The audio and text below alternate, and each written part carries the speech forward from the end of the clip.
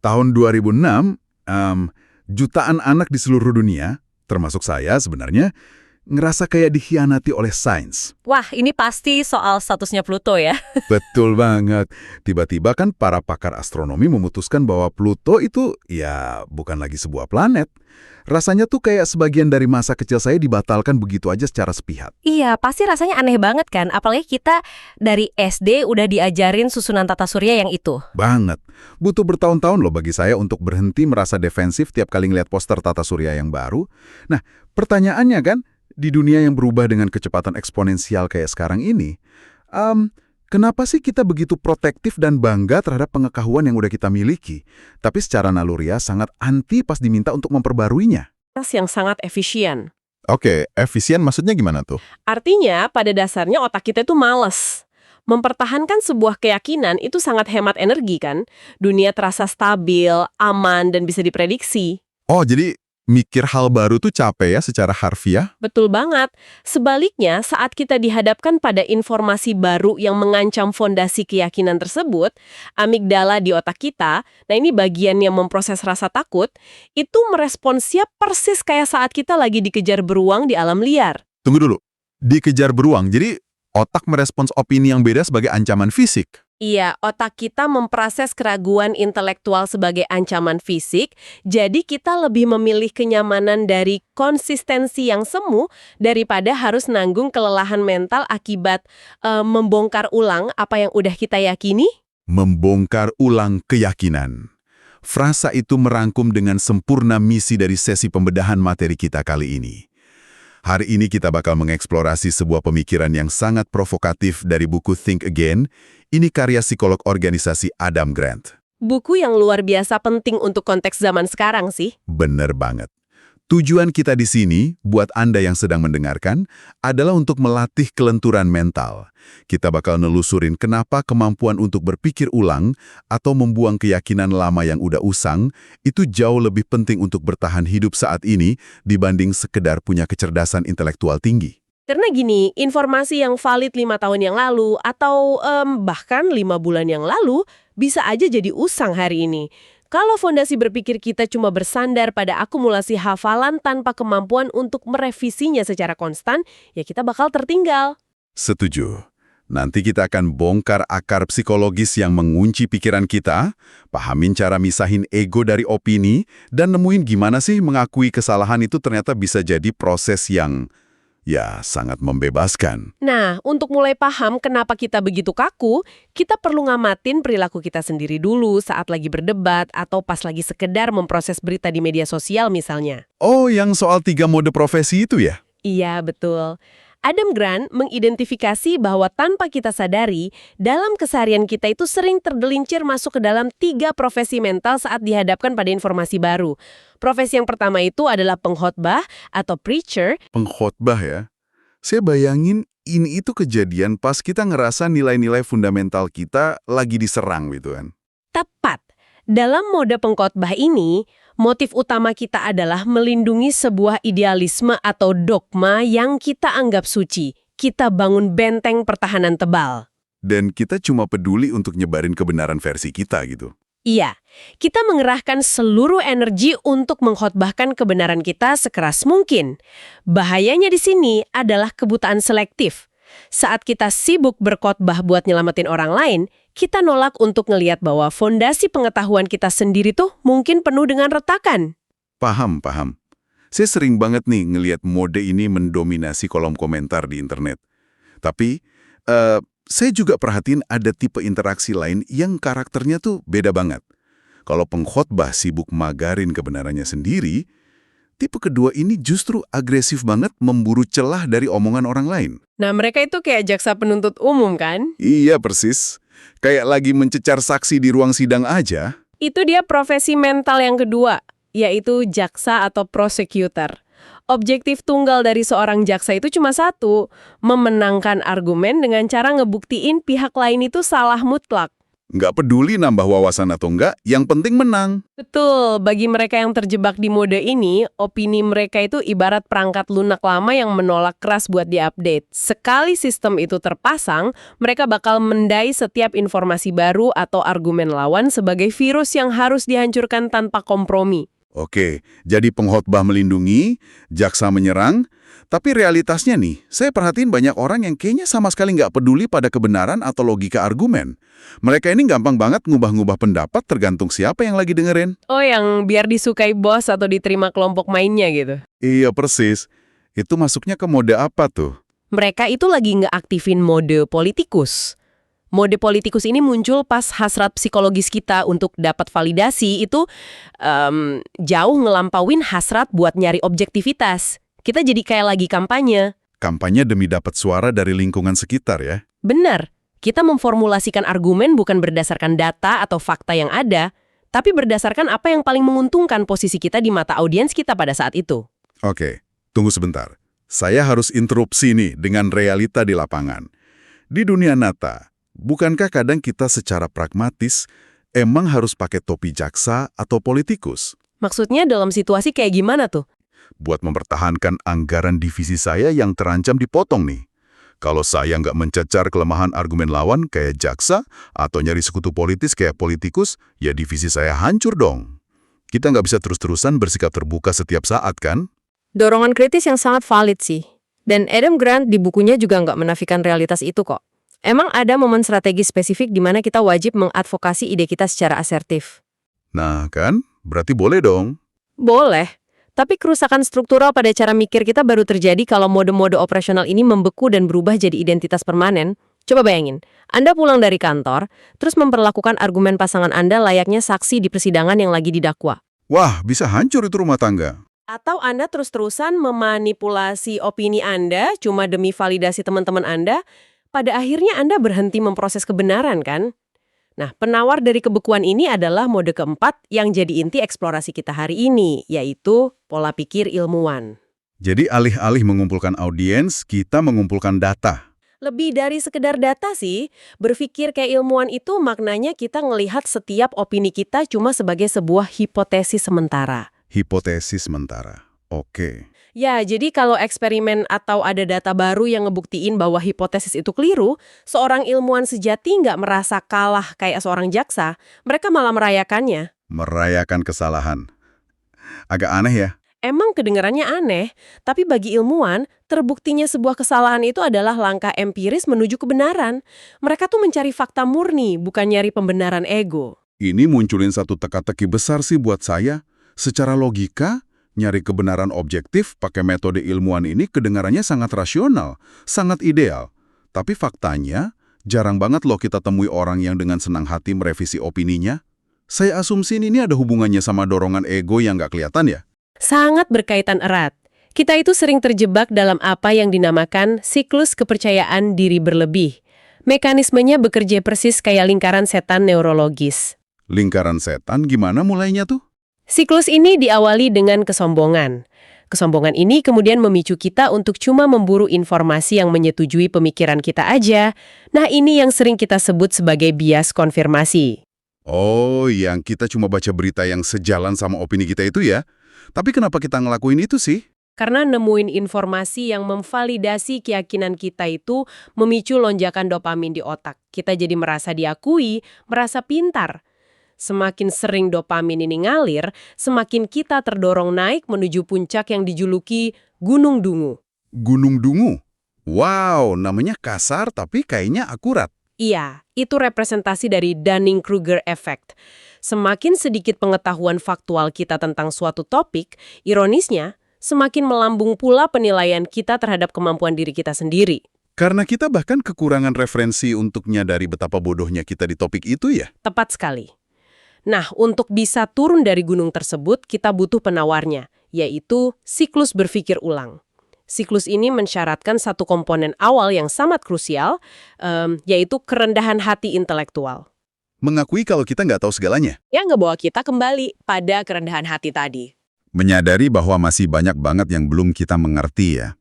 Ngomong-ngomong soal orang-orang yang terkunci di Gunung Dungu dan nolak siklus berpikir ulang ini, saya jadi teringat satu studi kasus yang sangat ekstrim dari sumber kita hari ini. Oh, eksperimen yang di Harvard itu ya? Iya, tahun 1959, ada peneliti psikologi di Harvard namanya Henry Murray. Dia ngelakuin eksperimen yang menurut saya luar biasa brutal sih.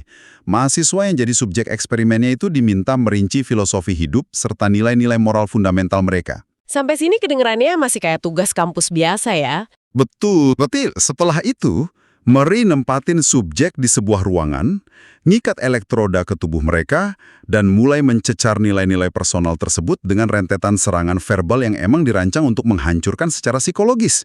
Dan ini dilakuin minggu demi minggu loh. Desain eksperimen itu emang bertujuan untuk ngebedah gimana sih respons manusia pas fondasi identitas terdalam mereka diancam secara absolut dan berulang kali. Dan hasil dari salah satu subjek yang di dalam studi dijuluki mahasiswa lawful itu sangat kelam. Lawful ini bereaksi dengan penuh amarah dan kehancuran emosional. Dia mengartikan serangan argumen itu bukan sebagai perdebatan filosofis, melainkan kayak percobaan pembunuhan terhadap eksistensinya. Karena opini dan dirinya itu udah jadi satu kesatuan yang tergembok rapat ya. Persis. Dan belakangan terungkap loh bahwa mahasiswa yang bernama Lawful ini bertransformasi menjadi Ted Kaczynski, atau yang dunia kenal sebagai Anna Bomber. Teroris domestik yang nebar bom surat karena kebencian absolutnya terhadap kemajuan teknologi itu kan? Iya. Kaczynski ini adalah wujud paling gelap dari pikiran yang mengeras kayak batu. Nggak ada ruang seinci pun buat keraguan di kepalanya. Manifesto milik Kaczynski ngebuktiin absolutisme yang mematikan itu. Cerita kelam ini mengantarkan kita pada sebuah mekanisme pertahanan psikologis untuk menghindari nasib serupa. Mekanisme itu dinamakan pelepasan keterikatan atau detachment. Pelepasannya? Gimana tuh cara kerjanya? Untuk merawat kelenturan mental, kita harus ngelatih otak untuk melakukan dua jenis pelepasan. Yang pertama, kita wajib misahin diri kita yang sekarang dari diri kita di masa lalu. Oh, ngomongin soal ini, saya ingat catatan dari investor Ray Dalio di materi ini. Ada kutipan yang bagus banget, bunyinya gini. Jika Anda tidak melihat kembali diri Anda setahun yang lalu, dan merasa takjub akan betapa bodohnya Anda saat itu, berarti Anda sama sekali tidak belajar apapun dalam setahun terakhir. Kutipan itu ngerangkum pelepasan pertama dengan sangat berlian. Kita harus belajar menertawakan kenaifan masa lalu kita. Lalu ada pelepasan kedua yang jauh lebih menantang. Apa tuh yang kedua? Memisahkan opini spesifik kita dari identitas utama kita. Diri Anda tuh nggak boleh didefinisikan oleh opini apa yang Anda percaya hari ini aja. Jadi identitas kita harusnya bersandar pada apa dong? Identitas Anda seharusnya bersandar pada nilai-nilai abstrak yang Anda junjung, kayak pencarian kebenaran, keadilan, atau rasa ingin tahu. Oke, biar lebih jelas buat yang dengerin, coba kita pakai analogi. Misalnya nih, kalau saya adalah seorang dokter, identitas saya seharusnya adalah seseorang yang berdedikasi menyembuhkan pasien sebaik mungkin. Gitu kan? Betul. Jadi, kalau ada riset mutakhir yang ngebuktiin bahwa metode pengobatan lama saya itu ternyata salah, saya bakal membuangnya dengan senang hati demi metode baru yang lebih baik.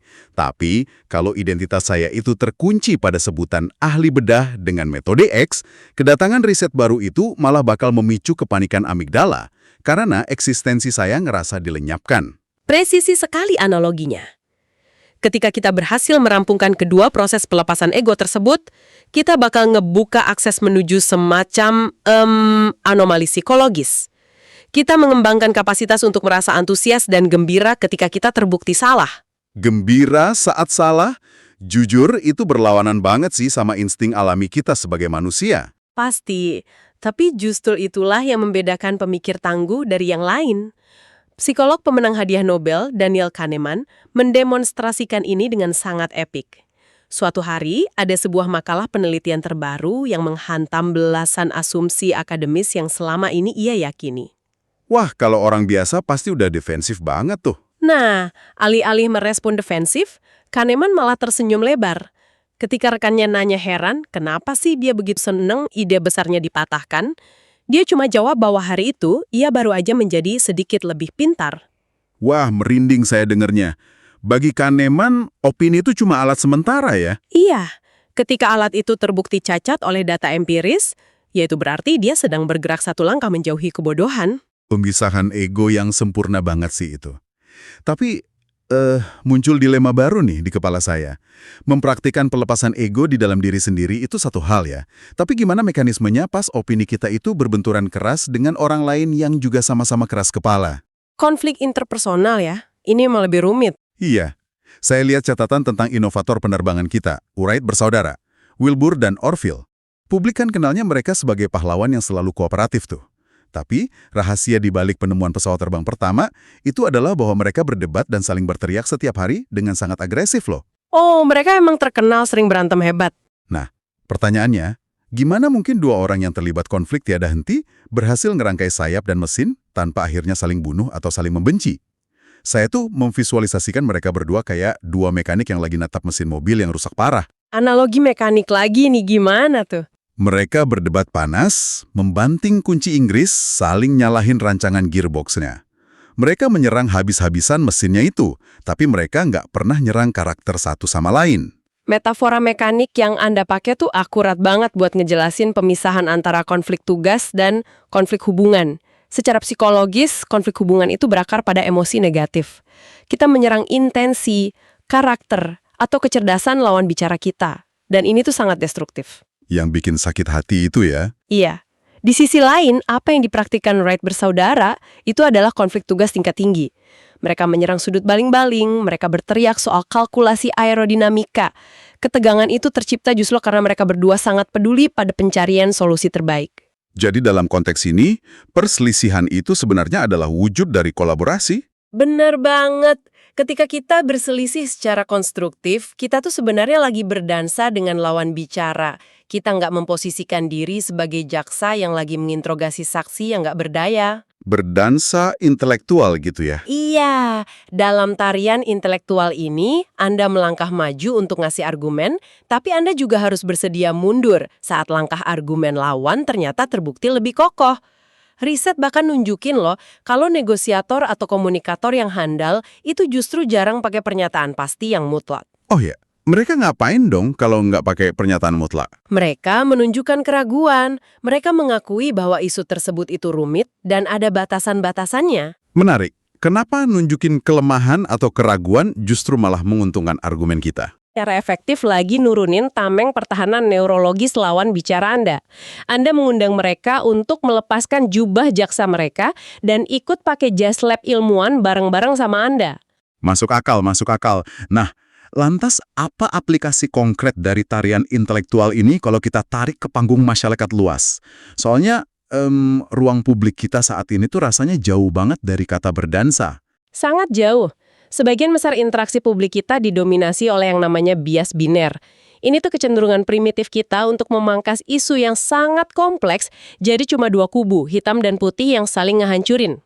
Kenapa kita suka banget menyederhanakan masalah sampai se-ekstrem itu ya? Nah ya, sumber literatur kita mengangkat hal ini lewat dua isu yang secara historis tuh sangat polarisasi, yaitu soal regulasi senjata api dan perdebatan tentang aborsi. Betul, dan ini penting untuk dicatat ya. Ya, sebagai catatan, kita di sini, di pembedahan materi ini, berdiri sepenuhnya netral, tanpa mengambil posisi apapun atas isu-isu tersebut.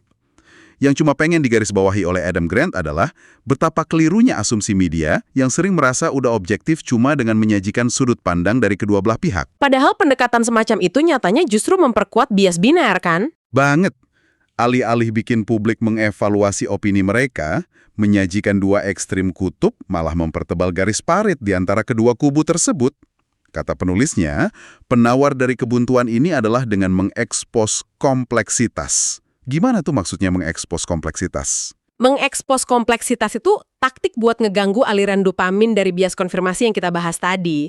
Ketika seseorang disuguhi fakta bahwa di antara dua kubu yang berseberangan itu ternyata ada puluhan lapis spektrum warna, ada rentang dilema etis, dan ada paradoks kebijakan yang saling tumpang tindih, otak mereka itu dipaksa ngerem. Ngerem dari ngambil kesimpulan cepat ya? Iya, kepastian absolut mereka tertusuk oleh kompleksitas.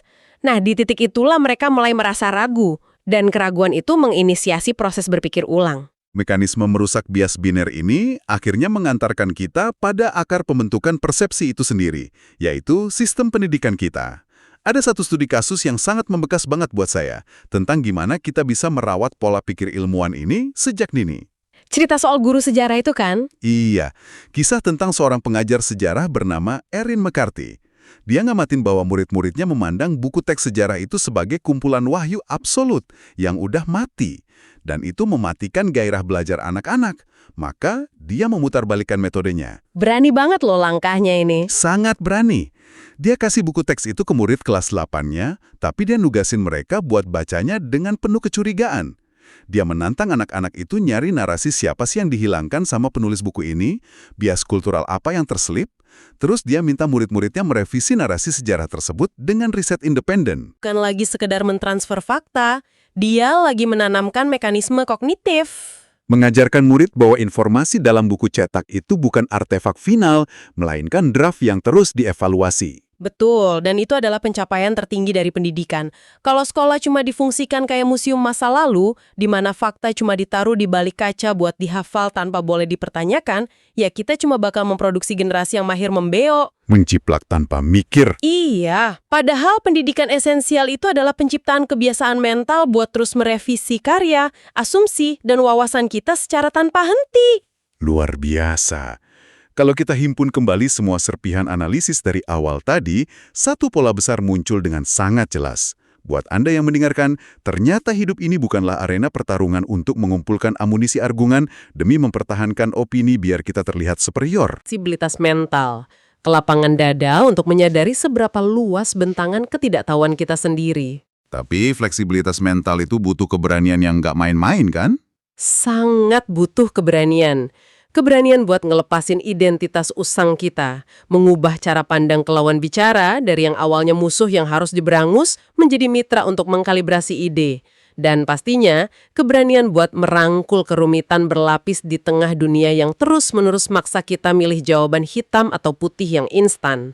Eksplorasi kita kali ini rasanya baru membedah lapis pertama dari materi yang sangat luar biasa ini. Untuk Anda yang mendengarkan, ini adalah panggilan bagi Anda untuk ngambil dan nelusuri langsung lembar demi lembar buku Think Again dari Adam Grant. Di dalamnya masih banyak banget studi kasus empiris yang bakal ngebongkar asumsi-asumsi Anda.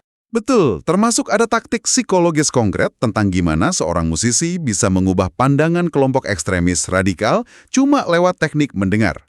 Atau gimana intervensi dialogis dari seorang dokter sanggup ngelunturin ketakutan orang tua yang sangat skeptis terhadap vaksin. Detail mekanismenya sangat layak untuk Anda selami dan praktekkan di kehidupan sehari-hari. Nah, sebelum kita berpisah hari ini, saya pengen ngundang Anda yang lagi dengerin untuk lakuin satu eksperimen pikiran sederhana malam ini. Boleh, silakan. Apa tuh eksperimennya? Pilihlah satu keyakinan paling kokoh yang bersarang di pikiran Anda saat ini. Entah itu tentang prinsip hidup Anda, pandangan politik, atau cara dunia ini bekerja secara umum. Udah dibayangin nih pastinya. Terus diapain tuh? Tanyakan pada diri Anda sendiri. Jika besok pagi di hadapan Anda disajikan data empiris dan logika tanpa celah yang ngebuktiin bahwa keyakinan kokoh Anda itu ternyata 100% keliru, Wah, ini berat nih. pertanyaannya, apakah ego Anda akan merasa terancam dan dunia Anda serasa runtuh? Ataukah Anda justru bakal tersenyum lebar karena Anda baru aja terbangun dari sebuah ilusi dan menemukan pijakan kebenaran yang baru? Sebuah pertanyaan yang pasti bakal ngeganggu kenyamanan tidur kita malam ini sih. Mari kita ingat-ingat lagi sensasi yang kita rasain pas kehilangan status planet Pluto di awal obrolan kita tadi. Ngelepasin keterikatan pada satu label yang udah familiar, mungkin awalnya emang menyakitkan. Tapi pada akhirnya, itu justru nyadarin kita pada betapa masif dan misteriusnya semesta pengetahuan yang ngelilingin kita. Terima kasih buat Anda yang udah ngasih waktu dan atensinya buat ikut menyelam dan ngebedah mekanika pikiran manusia bareng kami. Sampai jumpa di perjalanan intelektual berikutnya.